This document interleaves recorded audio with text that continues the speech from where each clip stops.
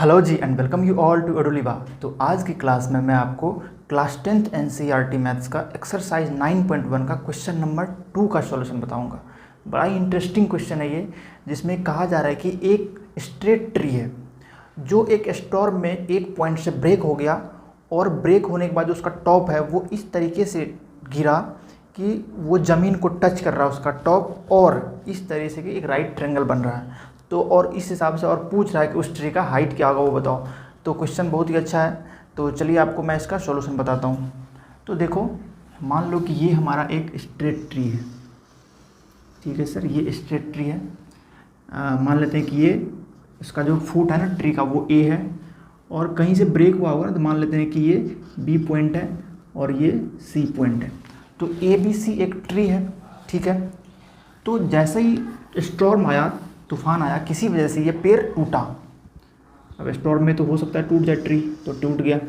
टूटने के बाद ये ए तो ए ही रहा, फुट है, यहाँ से टूटा तो वो बी, लेकिन ये सी जो है ना इसका टॉप, वो क्या होगा, ये इस पॉइंट का नाम मैंने सी दिया था, वो नीचे आ जाएगा।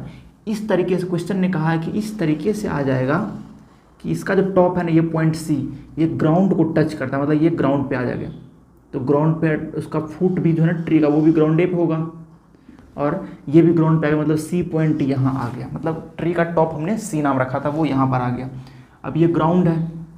तो क्वेश्चन ने कहा है कि ये जो ट्री का टॉप जो टूट के गिरा ना, ये ग्राउंड से 30 डिग्री का एंगल बनाता है, ऐसा क्वेश्चन ने कहा है। और कहा है कि जहाँ पर इसका टॉप गिरा है, मतलब इस पॉइंट इस जगह पे, वहाँ से इसके फुट तक की जो दूरी है ना, वो 8 मीटर है। कितना है सर? 8 मीटर। तो हमसे क्या पूछा है कि बताओ उस ट्री का हाइट क्या होगा। तो ध्यान से देखिए, ट्री का height A B plus B C, A C है ना, तो इसका मतलब हमें इस ट्रायंगल में ए बी भी निकालना होगा और बी सी भी निकालना होगा, तब ना जा करके ट्री का height A B plus B C करके ए सी मिलेगा। तो ठीक है, देखिए, तो इसमें हमें क्या करना है, गिवन हमें क्या सब है, हमें गिवन है कि angle C is equal to 30 degree और ए सी जो है ना वो 8 मीटर है। ठीक है। हाँ, एक बात मैं बता दूं कि ये जो है ए बी सी, ये मैं लेट कर लेता हूँ, let A B C is a tree which breaks from point B, which breaks from point B, जो पॉइंट बी से ब्रेक हुआ है। तो ब्रेक होने के बाद बन गया ये ट्रायंगल, यहाँ पर एंगल है आपका 90 डिग्री। तो हमसे क्या पूछ रहा है, height of tree, height of tree बराबर जो कि हो जाएगा ए सी, जो होगा A B plus B C के बराबर, और यही हमें निकालना है। तो इस ट्रायंगल में ये एंगल दे रखा है, तो ये परपेंडिकुलर हो जाएगा इसके लिए, ये तो हाइपोटेनस है और ये बेस है। तो परपेंडिकुलर और हाइपोटेनस दोनों निकालना होगा, और हमें बेस दे रखा है, तो बेस से ही काम चलेगा।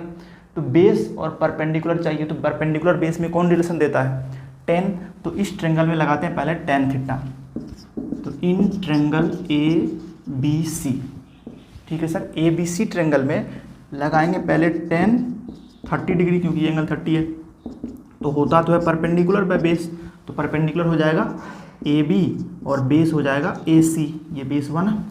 तो यहाँ से निकालोगे ए बी हमें चाहिए और बेस है 8, तो tan 30 तो होता है 1/√3, और हो गया ए बी बाय 8 इधर है ही। तो यहाँ से क्या मिलेगा, क्रॉस मल्टीप्लाई करोगे, ए बी इंटू √3 बराबर 8 इंटू 1 8 हो जाएगा। तो यहाँ से ए बी मिल जाएगा 8/√3। ठीक है, ए बी मिल गया। अभी बी सी भी चाहिए, क्योंकि बी सी भी तो इस पेड़ का ये हाइट है, देखो ये इतना दो, तो ए बी तो निकाल लिए, बी सी निकालना पड़ेगा। तो ये बेस है और ये हाइपोटेनस है, तो बेस से हाइपोटेनस निकालना है। तो बेस और हाइपोटेनस में कॉस, एक ट्रिगोनोमेट्रिक रेशियो है ना, वो रिलेशन देता है। तो इस ट्रायंगल पर हमें cos 30 डिग्री भी निकालने हैं। अगेन क्या निकालेंगे हम लोग, cos 30 डिग्री बराबर, वो तो होता है बेस बाय हाइपोटेनस। तो बेस आपका कितना है, AC, और हाइपोटेनस है BC।